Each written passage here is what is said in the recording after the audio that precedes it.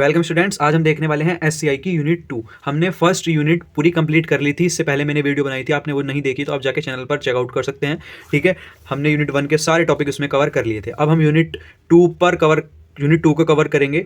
Unit 2 में सबसे पहला टॉपिक आता है एससीआई एंड ह्यूमन कैरेक्टरिस्टिक। ठीक है, इसको देखेंगे। ठीक है, तो ये स्टार्ट करते हैं। सबसे पहले हम इस क्वेश्चन का देख लेते हैं क्या क्या हम पढ़ने वाले हैं इसमें। सबसे पहले ह्यूमन कंप्यूटर इंटरफेस के बारे में देखेंगे कि ये क्या होता है। मैंने इसके काफ़ी सारे पॉइंट लिखे हैं, ये आपको पूरे के पूरे एग्जाम में लिखने की जरूरत है नहीं। मैंने आपको समझाने के हिसाब से मैंने सबसे ज़्यादा पॉइंट इसी के लिखे हैं, क्योंकि सब्जेक्ट का नाम ये है कि ह्यूमन कंप्यूटर इंटरफेस। आप इससे ही रिलेटेड यही लाइन अगर हर आंसर में भी लिखोगे ना तो वो वहाँ पे ठीक ही मानी जाएंगी, क्योंकि यही सब्जेक्ट है, यही काम करना है हमको आगे और सभी टॉपिक में। ठीक है, उसके बाद हम देखेंगे कैरेक्टरिस्टिक देखेंगे। ठीक है, कैरेक्टरिस्टिक के बाद हम इसकी इंटरेक्शन की डिफरेंट स्पीड को देखेंगे। ठीक है, तो इस क्वेश्चन को आप बिल्कुल स्किप ना करें एग्जाम में। इस क्वेश्चन में से मैंने आपको 4 टॉपिक बताए हैं। सबसे पहला हमको एससीआई को एक्सप्लेन करना है। ठीक है, human interaction with computer, human का कंप्यूटर से इंटरेक्शन कैसे होता है उसको भी देखेंगे हम। ठीक है, उसके बाद हमने कैरेक्टरिस्टिक को बताना है, उसके बाद हमको बताना है ह्यूमन इंटरेक्शन स्पीड। ठीक है, तो टाइम को वेस्ट ना करते हुए अब करते हैं वीडियो को स्टार्ट। तो सबसे पहला ही देखेंगे हम। ठीक है, इसको थोड़ा सा जूम कर लेता हूं मैं।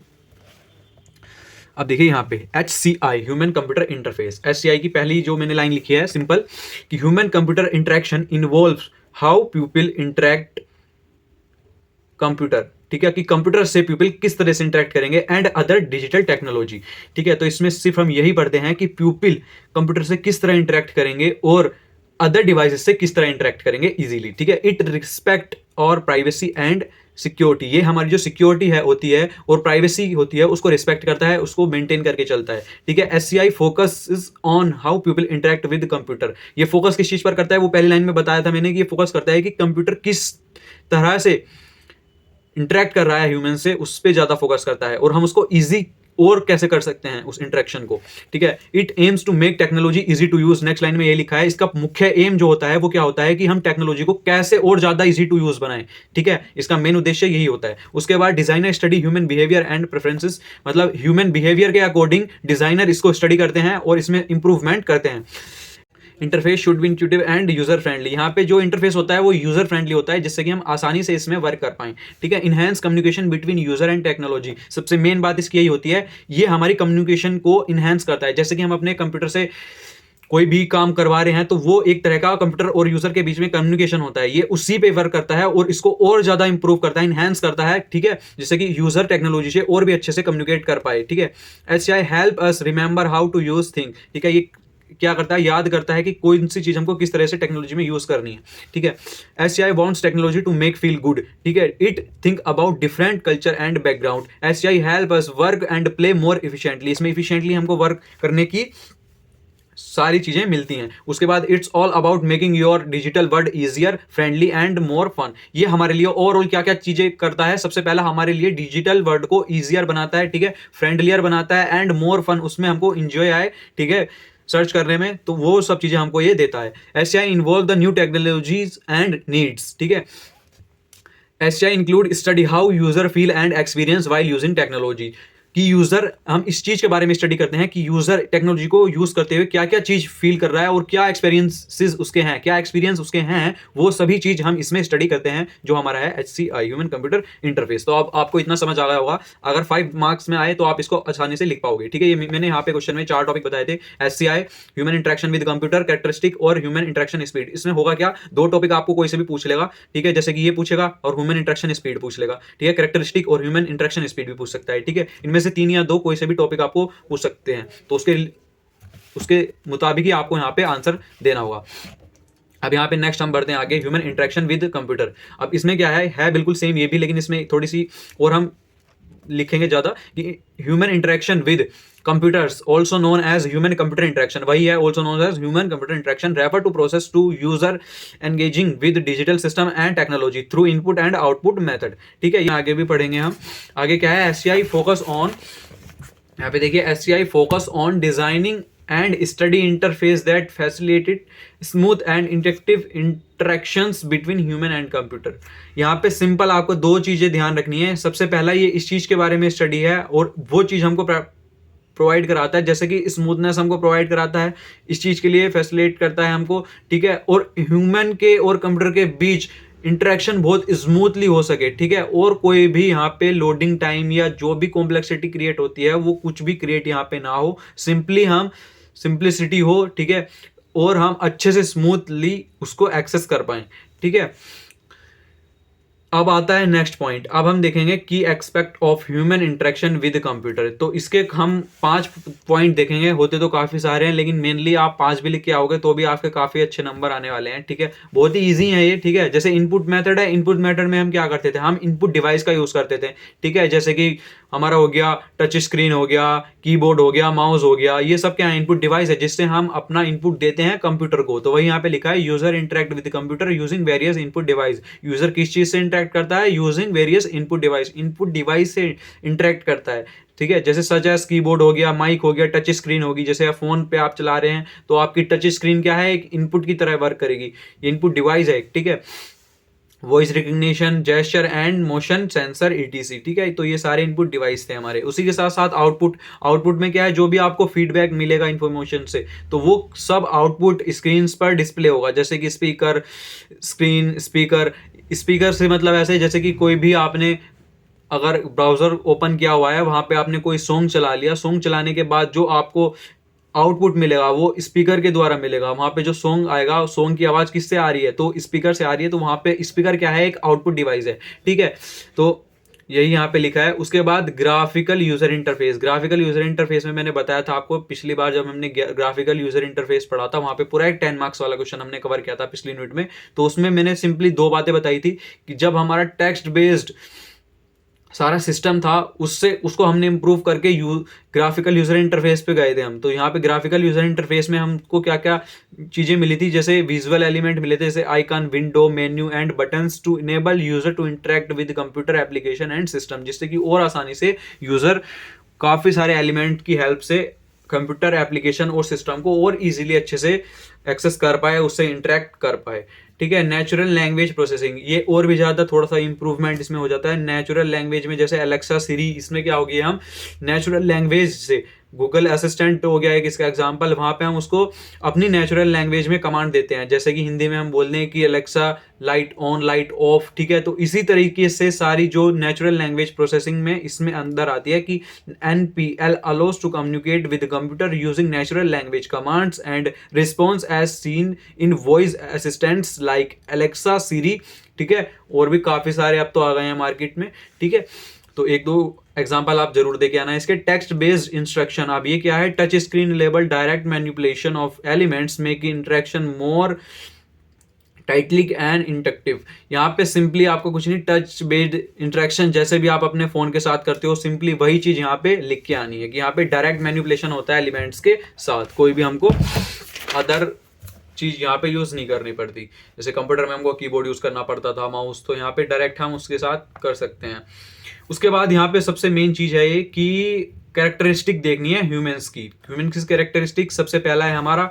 अब मैंने यहाँ पे क्या किया है, आपको 15 यहाँ पे कैरेक्टरिस्टिक बताई है और इनको एक लाइन में ही लिख दिया है। अब एक लाइन से जैसे हम अपने दोस्तों से बोलते थे कि भाई एक लाइन में इसको बता दे, तो उसी तरीके से मैंने आपको यहाँ पे बताया, क्योंकि कैरेक्टरिस्टिक मैंने 15 बताई है, इनमें से आपको 10 कैरेक्टरिस्टिक लिख के आनी है अगर एग्जाम में पूछा जाता है। तो यहाँ पे मैंने सिंपली इसका एक लाइन में हो क्या रहा है इसके अंदर, वो एक लाइन में बताने की कोशिश की है, जिससे कि आपको समझ आ जाए और अपने अनुसार आप इसको 2-3 लाइन में एग्जाम में लिख के आए। आप बिल्कुल ऐसे ही मत लिख देना कि एक लाइन में ही आपने लिख दिया, ठीक है। अपने अनुसार इसको और बढ़ा के अच्छे से लिख के आएंगे। यहाँ पे इंपॉर्टेंस देख लेते हैं ह्यूमन कैरेक्टरिस्टिक की। सबसे पहले स्टार्ट करते हैं परसेप्शन। परसेप्शन में क्या आता है हमारा कि design for how user see, hear and feel information, कि कैसे यूजर अपने जो हमारा इन्फॉर्मेशन उसको फील कर रहा है, सुन रहा है और कैसे उसको देख रहा है, ये सारा हमारा परसेप्शन के अंदर आता है। उसके बाद आता है कॉग्निशन। कॉग्निशन में क्या आता है, consider how user think, learn and process information. इसके अंदर सारा क्या चीज आ गई कि कैसे यूजर हमारा सोच रहा है, कैसे उसको चीजों को लर्न कर रहा है, सीख रहा है, और कैसे इन्फॉर्मेशन को प्रोसेस कर रहा है, वो सारा हमारे कॉग्निशन में आता है। उसके बाद मेमोरी। मेमोरी में क्या होता है, रिमेंबरिंग इन्फॉर्मेशन एंड इंटरेक्शन, सारी जो इन्फॉर्मेशन है उसको रिमेंबर करता है और जितनी भी इंटरेक्शन है उनको भी ध्यान रखता है, ठीक है, मेमोरी में सेव करता है। उसके बाद एक्सेसिबिलिटी। एक्सेसिबिलिटी में मैंने आपको सबसे पहले बताया ही था कि इसमें सारे डिवाइस में इंश्योर करता है कि वो चीज चल रही है या नहीं चल रही, ठीक है। उसके बाद कंसिस्टेंसी। कंसिस्टेंसी में मैंने पहले बताया था कि मेंटेन करके चलता है जो भी हमारा स्टाइल है, जो भी फॉन्ट है, सारी चीज़ों को मेंटेन करके चलता है जो कि स्टार्टिंग से चल रही थी, ठीक है। उसके बाद फ्लेक्सिबिलिटी में क्या बोला था, allowing customization for user preference. यहाँ पे कस्टमाइजेशन भी हम कर सकते हैं। फ्लेक्सिबिलिटी का मतलब ये होता है कि ये फ्लेक्सिबल होता है, इसमें हम अपने अकॉर्डिंग, अपनी रिक्वायरमेंट्स के अकॉर्डिंग, यूजर की नीड्स के अकॉर्डिंग यहाँ पे कोई भी कस्टमाइजेशन कर सकते हैं, ठीक है। ये फ्लेक्सिबल भी होता है, ठीक है। एरर हैंडलर का मतलब ये है help user recover from mistake easily. User error handler पहले तो बताता है क्या मिस्टेक हुई है, उसके बाद रिकवर भी करने को बोलता है, हेल्प करता है यूजर की, जिससे कि वो अपनी मिस्टेक को इजीली रिकवर कर पाए, ठीक है। नेविगेशन में यहाँ पे क्या आता है, guide user thought the interface seamlessly, ठीक है। लर्नेबिलिटी में क्या आता है, ensuring interface for quick and effective task completion. यहाँ पे लर्नेबिलिटी में एक तो इंटरफेस होगा, वो क्विकली एंड इफेक्टिवली टास्क को कंप्लीट करेगा, ठीक है। उसके बाद सिंप्लिसिटी में मैंने आपको बताया था कि कोई भी अननेसेसरी कॉम्प्लेक्सिटी हमको यहाँ पे क्रिएट नहीं करनी खुद से। Keep interface straightforward and easy to use, ठीक है। यहाँ पे इजी टू यूज हमारा होना चाहिए इंटरफेस, ठीक है। अब हम नेक्स्ट बढ़ते हैं फीडबैक पर। फीडबैक में क्या आता है, प्रोवाइड्स क्लियर रिस्पॉन्स। यहाँ पे हमको क्लियर रिस्पॉन्स वो देता है टू यूजर एक्शन, ठीक है। यूजर के एक्शन का क्लियर रिस्पॉन्स आपको हाथों हाथ मिलता है। ट्रस्ट में क्या आता है, बिल्ड कॉन्फिडेंस। सबसे पहले कॉन्फिडेंट को बिल्ड करता है in the reliabilities and security of interface. उसके बाद प्राइवेसी में क्या आता है, respecting user data and personal information, ठीक है। रिस्पेक्ट करता है यूजर के डेटा की और जो भी उसकी पर्सनल इन्फॉर्मेशन है उसकी, किसी भी थर्ड पार्टी या ना ऑथराइज्ड यूजर के पास आपका डेटा वो नहीं भेजता। उसके बाद एंगेजमेंट, इसमें क्या आता है, keep user interested and involved, ठीक है। आपके ज्यादा से ज्यादा यूजर इसमें इन्वॉल्व रहें। इमोशंस में क्या आता है, consider users feeling and reactions, ठीक है। उसके बाद इसकी ह्यूमन इंटरेक्शन स्पीड देख लेते हैं। Human interaction speed in different scenarios.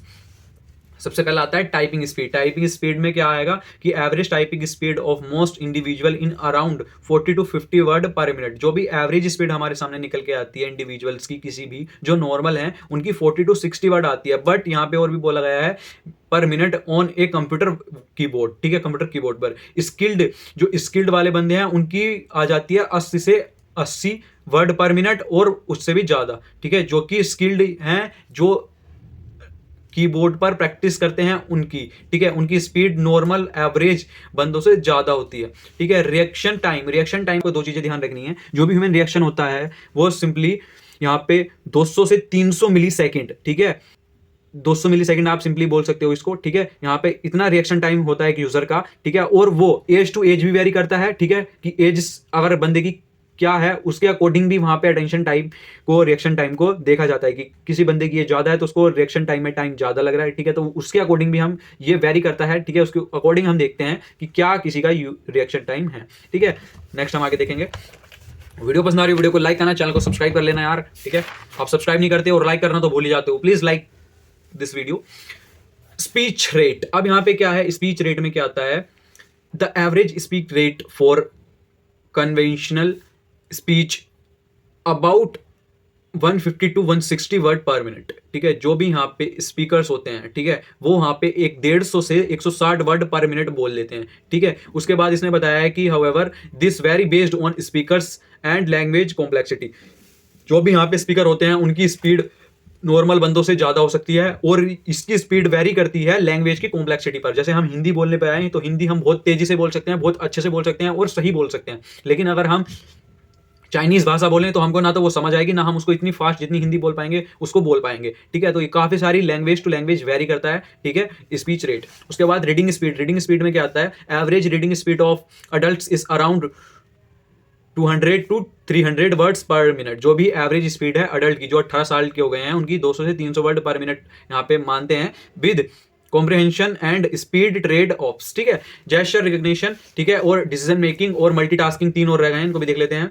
Human gesture recognition can be swift with pupil recognize and interrupting common gesture almost instantly, ठीक है। उसके बाद आता है डिसीजन मेकिंग में क्या आता है, the speed of decision making various based on the complexity of decision, ठीक है। डिसीजन कैसा है, उसकी कैसी कॉम्प्लेक्सिटी है, कोई भारी डिसीजन है तो उसके अकॉर्डिंग वहां पे टाइम लगेगा, ठीक है।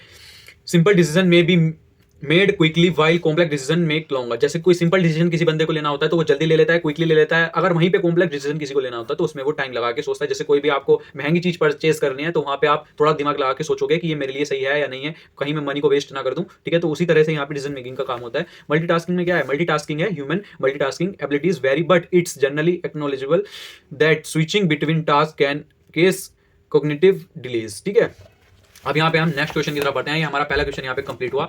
सेकंड क्वेश्चन में हम देखते हैं guidelines of designing conceptual model. ठीक है, इसमें क्या आता है कॉन्सेप्चुअल मॉडल में, थोड़ा सा हम इसको बेसिक पढ़ते हैं। सबसे पहले think of A conceptual model. एक कॉन्सेप्चुअल मॉडल के बारे में आप सोचिए like a user mental guide book for understanding how a computer system और ऐप वर्क। यहाँ पे क्या है, किसी भी चीज के बारे में आप एक सोचिए कि एक मेंटल गाइडलाइन बुक है जो हमको अंडरस्टैंड कराती है, जो हमको बताती है कि कंप्यूटर सिस्टम और ऐप कैसे वर्क कर रहे हैं। ठीक है, तो ये क्या है, कॉन्सेप्चुअल मॉडल की तरह ही है। ठीक है, it's what help user figure out where things are and how to use them. ये हमको जितने भी यूजर होते हैं उनको हेल्प करती है फिगर आउट करने में कि क्या क्या थिंग्स हैं कंप्यूटर के पास और उनको हम किस तरीके से यूज कर सकते हैं। ठीक है, उसके बाद कॉन्सेप्चुअल मॉडल इन HCI मतलब human computer interface is like a user mental blueprint. ठीक है, of how a system work, कि कैसे सिस्टम हमारा वर्क कर रहा है। ठीक है, उसके बाद आता है guideline for designing conceptual model. क्या क्या इसकी गाइडलाइन है, काफी सारी गाइडलाइन है, लेकिन मैंने कुछ को एक्सप्लेन किया है, कुछ को हेडिंग लिख दी है। आप अपने अकॉर्डिंग एक्सप्लेन कर पाओगे क्योंकि इतना हार्ड ही नहीं है। हेडिंग से ही हमको क्लियर हो रहा है। यूजर मेंटल मॉडल, इसमें क्या है, इसमें हम देखते हैं make sure the system layout and feature match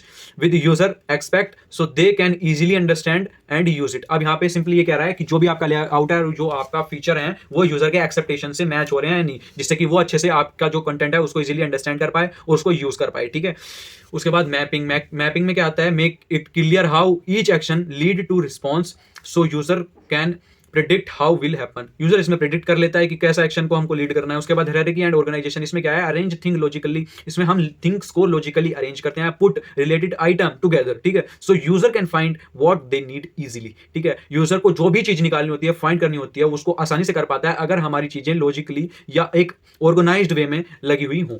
ठीक है, यूजर टेस्टिंग, इसमें क्या होता है, test the system with real user. इसमें हम रियल यूजर से टेस्ट कराते हैं अपने सिस्टम को, जो भी हमारा वेबसाइट है या कोई भी हमारा हमने बनाया है।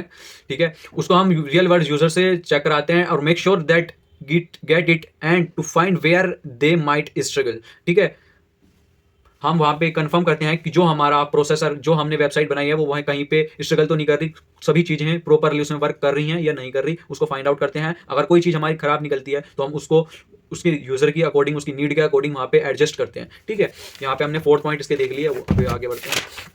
आगे आता है एरर हैंडलर। एरर हैंडलर में क्या करते हैं, it user make a mistake. अगर वो रियल वर्ल्ड यूजर कोई मिस्टेक निकालता है तो यहाँ पे show them a clear message on how to fix, और उसका clear message it find out making that feel lost. ठीक है, उसके बाद नेक्स्ट जो हमारी हेडिंग आती है उनको आप अपने अकॉर्डिंग लिख सकते हो। मैं हेडिंग मैंने यहाँ पे लिख दी है, अपने अकॉर्डिंग आप उसमें ऐड कर सकते हो। जैसे कि यूजर इनपुट रिकॉग्निशन हो गया, अडेप्टेबिलिटी मैंने आपको बताया था।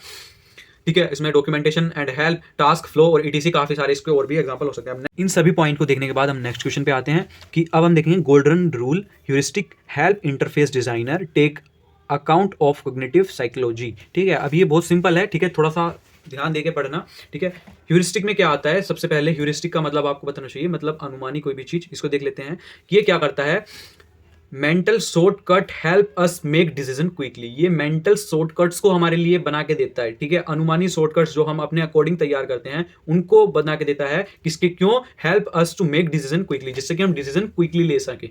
ठीक है, अब यहाँ पे इसकी डेफिनेशन में भी ये लिखा हुआ है। ठीक है, ये तो मैंने मेन पॉइंट बताया था जिससे कि आपकी याद रहे कि मेंटल शॉर्टकट्स ये आपके लिए बना के देगा। ठीक है, और हम इसको यूज क्यों करते हैं, वाई यूज, तो सबसे पहले इन्फॉर्मेशन का जब ओवरलोड हो जाता है तो हम वहां पे शॉर्टकट्स तैयार करते हैं, अपने अनुमानित शॉर्टकट्स तैयार करते हैं, जिससे कि इन्फॉर्मेशन का ओवरलोड वहां पे ना हो। ठीक है, हम शॉर्टकट्स की मदद से पूरी जानकारी तक जा सकें। ठीक है, और दूसरी कंडीशन क्या आती है, कंडीशन ऑफ अनसर्टेनिटी। ठीक है, ये सेकंड पॉइंट आता है इसका। ठीक है, अब इसकी डेफिनेशन देख लेते हैं कि heuristic are simple rule to thumb of making complex decision or drawing interface in a repeat manner and seemingly effortless manner। ठीक है, ये इसकी डेफिनेशन हुई। ठीक है, तो इसमें कुछ नहीं है, यहाँ पे हम मेंटल शॉर्टकट्स बना लेते हैं। क्यों, help us to make decision quickly. ठीक है, अब हम नेक्स्ट आगे बढ़ते हैं, रूल्स देखते हैं। अब यहाँ पे देखिए इसके रूल्स गोल्डन रूल भी इसको बोलते हैं, golden rule from cognitive psychology. अब यहाँ पे है क्या ये कॉग्निटिव साइकोलॉजी, इसको मैंने हिंदी में भी आपके लिए लिख जाए, तो सबसे पहले हम हिंदी वाली पढ़ लेते हैं, डेफिनेशन आपको ऑलरेडी इससे याद हो जाएगी। ठीक है, ये क्या है? कॉग्निटिव साइकोलॉजी उस तरीके की शिक्षा होती है, इस तरह की शिक्षा होती है जो आपको यह समझने में मदद करती है कि आपका दिमाग कैसे काम करता है जब आप सोचते हैं, सीखते हैं, याद करते हैं। ठीक है, और जब प्रॉब्लम सोल्व करते हैं तो आपका दिमाग कैसे काम करता है। ठीक है, यह उसे समझने में मदद करता है कि आपके माइंड या आपकी ब्रेन जानकारी को कैसे प्रोसेस कर रहा है और दुनिया के आसपास की समझ को बताता है। ठीक है, तो ये सब हमारी कॉग्निटिव साइकोलॉजी में आती है। इसकी डेफिनेशन भी प्रॉपर मैंने ऊपर लिखी हुई है। Cognitive psychology is like understanding how your brain work when your think, learn, remember and solve problem. ये बहुत ज्यादा सिंपल डेफिनेशन है इसकी। ठीक है, किसी भी आप बुक में देखोगे इतने सिंपल वे में आपको लिखा हुआ नहीं मिलेगा। ठीक है, काफी ढूंढने के बाद मुझको डेफिनेशन मिली इसकी। ठीक है, it's like figure out how your mind process information and make sense of the world around you. ठीक है, वही मैंने यहाँ पे हिंदी में भी आपको बता दिया कि आपके दुनिया के आसपास की जो समझ है उनको बताता है और क्या प्रोसेस करता है आपके माइंड में इंफॉर्मेशन को। ठीक है, अब यहाँ पे इसकी हम गोल्डन रूल और देख लेते हैं। जैसे कि ये 5 रूल मैंने आपके लिए लिखे हुए हैं। स्टार्ट करते हैं पहले वाले से, चंकिंग। ठीक है, इसमें क्या होता है? Break big information into smaller part to remember it better. यहाँ पे हम जो बड़ी इंफॉर्मेशन होती है उसको हम छोटे छोटे भागों में बांट लेते हैं जिससे कि वो और बेटर तरीके से अच्छे से याद हो पाए। ठीक है, उसके बाद आता है हिक लो। हिक लो क्या? Give fewer choices to make decision easier and faster. इसमें हमको चॉइस देता है ये कि हम किसी भी डिसीजन को कैसे इजीली लें और कैसे फास्टली उसको एग्जीक्यूट करें, या कैसे फास्टली डिसीजन लें और कैसे इजीली हम डिसीजन लें। हमको चॉइस देता है, फ्यूअर चॉइस विकल्प देता है। उसके बाद स्पेसिंग एफर्ट, स्टडी और learn things over time instead of all at once to remember them better. ठीक है, उसके बाद आता है ड्यूअल कोडिंग थ्योरी। इसमें भी यही है कि use both pictures and words to remember thing better. इसमें किसी भी चीज को हम ज्यादा अच्छे से याद करने के लिए क्या क्या चीज, कौन कौन सी टेक्निक यूज कर सकते हैं, वो सारी हम इसी में पढ़ते हैं। ठीक है, तो आप अपने कोडिंग भी और जो आपको याद है वहां पे लिख सकते हैं। इसमें भी हमने बताया कि बहुत पिक्चर और वर्ड्स का हम यूज करते हैं, जो कीवर्ड्स होते हैं, जिससे कि हम और अच्छे तरीके से किसी भी चीज के बारे में जान पाए जो हम चीज पढ़ रहे हैं। ठीक है, अब यहाँ पे गोल्डन रूल पूरे हुए। नेक्स्ट हम आगे टॉपिक देखेंगे। नेक्स्ट क्वेश्चन आता है feature of building UI design. अब हमने यहाँ पे 3 क्वेश्चन मेनली कवर कर लिए हैं। पहले हमने HCI देखा, ठीक है, गाइडलाइंस देख ली, गोल्डन रूल भी देख लिए, feature in UI building tools. अब ये वाले फीचर हम देखेंगे, यूआई बिल्डिंग टूल्स को देखेंगे। ठीक है, उसके बाद 2 क्वेश्चन और रह जाएंगे छोटे छोटे, इनको भी देखेंगे। ठीक है, तो यहाँ तक वीडियो तक आ गए हो तो यार चैनल को सब्सक्राइब कर लेना। ठीक है, अगर नहीं किया तो ठीक है, और पानी पी लो, अब जब थक गए होंगे आप भी। ठीक है, उसके बाद हम स्टार्ट कर रहे हैं 4th क्वेश्चन। ये काफ़ी इजी है और एग्जाम में हर बार ये रिपीट हो जाता है। ठीक है, पता नहीं क्यों, लेकिन इसको पढ़ लेना आप। ठीक है, जैसे कि यूआई बिल्डिंग टूल्स। यूआई क्या है? यूजर इंटरफेस, जो कि मैंने फर्स्ट यूनिट में बताया था। छोटा सा टॉपिक साइड में को इसको पढ़ लेना, वो काफी इंपॉर्टेंट है। तो पहले उससे स्टार्ट करना है इस क्वेश्चन को, वो देख लेना, पिछली वाली वीडियो में मैंने बता दिया था। ठीक है, उसके नोट्स भी दे दिए थे। ठीक है, तो वहाँ पे आप उसको लिखें। तो यहाँ पे सबसे पहले वो चीज यूआई इंटरफेस को एक्सप्लेन करें, उसके बाद एक्सप्लेन, सिंपल एक्सप्लेनेशन और इसके बिल्डिंग टूल्स यहाँ पे स्टार्ट कर देना एग्जाम में। यहाँ पे मैंने सिंपली बिल्डिंग टूल्स लिखे हैं क्योंकि मैं दोबारा क्यों ही लिखता है इसको, यूजर इंटरफेस को। अब यहाँ पे drag and drop interface. Drag and drop जैसे कि आप अपने कंप्यूटर में भी करते हो कि easily move element around by clicking and drag them. कोई भी एलिमेंट एक फाइल से दूसरी फाइल में जाके हम ड्रैग एंड ड्रॉप कर देते हैं। ठीक है, तो ये भी सब यूआई बिल्डिंग टूल्स हैं। ठीक है, जिससे कि हम और ज़्यादा फास्टली किसी चीज़ को बना पाएं। ठीक है, यूआई को बिल्ड कर पाएं। उसके बाद प्री बिल्ड टेम्पलेट, जो भी हमारे पास प्री बिल्ड पहले से ही रेडीमेड होते हैं, प्री बिल्ड टेम्पलेट, उनसे ही हम स्टार्ट कर सकते हैं। Readymade designs to start with. ठीक है, उनके साथ हम स्टार्ट कर सकते हैं। ठीक है, हमको बिल्कुल खुद से ही सब चीज जनरेट करने की जरूरत नहीं है। ठीक है, प्री बिल्ड यहाँ पे हमको बहुत सारे टेम्पलेट्स मिल जाते हैं। रिस्पॉन्सिव डिजाइन मतलब make sure your design fits on any screen. ये सबसे ज्यादा मेन बात है कि रिस्पॉन्सिव डिजाइन होना चाहिए सबसे ज्यादा। ठीक है, अगर आपने कोई भी वेबसाइट या कोई भी ऐसी टेक्नोलॉजी बनाई है जो कि हर डिवाइस पर फिट नहीं हो रही, यानी स्क्रीन पर फिट नहीं हो रही, तो वहाँ पे यूजर उससे एग्जिट हो जाएगा। ठीक है, अगर आपने कोई वेबसाइट बनाई लैपटॉप के लिए तो वो आपके फोन पे भी उसी तरह वर्क करनी चाहिए, आपके टैबलेट्स पर भी, क्योंकि मैनी यूजर, बहुत सारे यूजर तो यूज करते हैं लैपटॉप पर, कंप्यूटर पर, लेकिन आजकल सभी के पास फोन है तो सभी सबसे पहले फोन पे ही किसी चीज को सर्च करते हैं। तो वो चीज आपके लिए सभी डिवाइस पर अच्छे से वर्क करनी होनी चाहिए। वही हमारा रिस्पॉन्सिव डिजाइन होता है। हर डिजाइन पर आपकी जो बनाई हुई वेबसाइट है, ठीक है, वो हर स्क्रीन पर फिट होनी चाहिए। ठीक है, जो भी आपका यूआई बनाया है आपने, वो हर स्क्रीन पर फिट होना चाहिए। ठीक है, उसके बाद customizable component, change new thing look to fit your style. आप अपने अकॉर्डिंग, जो भी आपका स्टाइल है उसके अकॉर्डिंग न्यू थिंग को वहाँ पे फिट कर सकते हो, चेंज कर सकते हो। विजुअल एडिटिंग, यहाँ पे इसमें क्या है? Make change directly on your design. आप डायरेक्टली अपने डिजाइन में चेंज कर सकते हो। कोलैबोरेशन टूल मतलब work with other on your design, ठीक है। उसके बाद आता है next, interaction with design tool, work with other design software you might use, code export, turn your design into code for website of apps. यहाँ पे जो तुम्हारा डिज़ाइन है, जो कोड है, वो वेबसाइट और एप्स के लिए भी अच्छे से वर्क करना चाहिए, ठीक है। उसके बाद version control, keep track change and revert to previous version if needed, ठीक है। हम ट्रैक को चेंज भी कर पाएं और जो भी हमारा प्रीवियस वर्जन था और हमको नीड है उस पर वापस भी पहुंच पाएं, ठीक है। एक्सेसिबिलिटी फीचर मतलब tools to ensure your interface is usable by people with disabilities, ठीक है। अब यहाँ पे हम नेक्स्ट क्वेश्चन देखते हैं। ये दो नंबर वाले 2 क्वेश्चन थे, यहाँ पे मैंने सबसे लास्ट में लिखे थे visual processing, explain surface chart, graph and histogram, ठीक है। तो ये कभी कभी 5 नंबर में भी आ जाता है क्वेश्चन, कभी 2 में भी आ जाता है, तो मैंने 2 नंबर के हिसाब से यहाँ पे आपको बता दिए हैं, ठीक है। तो ये क्वेश्चन है काफी इंपॉर्टेंट, आप पढ़ लो एक बार, ठीक है। विजुअल प्रोसेसिंग आपको पता भी होगा विजुअल प्रोसेसिंग होती क्या है, ठीक है, फिर भी मैं बता देता हूँ डेफिनेशन कैसे लिखनी है। Visual processing is how your brain interrupts and understand the information, कि कैसे आपका ब्रेन है वो कैसे चीज़ों को इंटरप्ट कर रहा है, कैसे अंडरस्टैंड कर रहा है। It revise through your eyes, ठीक है, रिसीव कर रहा है आपकी आंखों के द्वारा, रिसीव थ्रू योर आइज, ठीक है, इन्फॉर्मेशन को रिसीव कर रहा है आपकी आंखों के द्वारा और उसको अंडरस्टैंड कर रहा है, ठीक है। उसके बाद इट इन्वॉल्व रिकॉग्नाइजिंग शेप, किस शेप में है रिकॉग्नाइज कर रहा है, कलर कैसा है, पैटर्न कैसा है, and object allow you and make sense of visual world around you, और आपके जितने भी आसपास चीजें हैं, आपके जिस वर्ल्ड में हैं आप, वहाँ के शेप्स, कलर, पैटर्न सभी को अंडरस्टैंड करके आंखों की मदद से आपको अंडरस्टैंड करा रहा है, ठीक है। उसके बाद हम नेक्स्ट देखते हैं। नेक्स्ट है हमारा सरफेस चार्ट, ग्राफ और हिस्टोग्राम। इसमें कुछ नहीं है, इसमें 3 चीजें आपको देखनी है। सबसे पहले फीचर में हम रिप्रेजेंटेशन, एक्सिस और यूजेस का देखेंगे। तो सबसे पहले क्या है सरफेस। सरफेस में क्या होता है 3D representation of data point, इसमें ग्राफ में होती है 2D representation of data point, histogram में 2D representation of frequency distribution, ठीक है। उसके बाद आता है एक्सेस। एक्सेस में क्या होता है usually has X and Y axes and Z axes, इसमें 3 एक्सेस होती हैं सरफेस में। नेक्स्ट आता है ग्राफ, इसमें एक्स वाई एक्सेस, उसके बाद इसमें आती है एक्सएसएस, वो भी फॉर वेरिएबल मेजर्ड, ठीक है। यूजेस क्यों है इसका, विजुअलाइंग रिलेशनशिप इन 3D स्पेस, ठीक है। इसमें क्यों यूज करते हैं, using trends and change over time, displaying distribution of A data set, ठीक है। तो ये सभी चीजें हमारी सरफेस चार्ट, ग्राफ और हिस्टोग्राम की थी। ये 2 नंबर में क्वेश्चन आ जाता है कभी कभी, ठीक है, तो आपको इसको पढ़ के जाना है, ठीक है। तो अब हमने यहाँ पे सेकंड यूनिट कंप्लीट कर लिया है। ये वीडियो आपको कैसे लगी, ठीक है, डिस्क्रिप्शन में बताना। यहाँ पे हमने मेनली जो अच्छे क्वेश्चन थे जो एग्जाम में काफी बार रिपीट होते थे वो सारे कवर कर लिए हैं, ठीक है। और अगर आपको टाइम मिलता है तो इनसे अलग क्वेश्चन भी आप पढ़ना चाहते हैं तो पढ़ सकते हैं, लेकिन यहाँ पे मैंने मेनली जितने भी सारे क्वेश्चन थे मैंने आपको बताए थे इंपोर्टेंट वाली वीडियो में, यहाँ पे सारे कवर आपको करा दिए हैं, ठीक है। तो चैनल को यार सब्सक्राइब कर लेना, ठीक है। यहाँ पे सारे क्वेश्चन मैंने 6 के 6 कवर आपको करा दिए हैं, ठीक है। नेक्स्ट वीडियो अगर चाहते हैं तो कमेंट कर देना, ठीक है। मिलते हैं नेक्स्ट वीडियो में, थैंक यू फॉर वॉचिंग।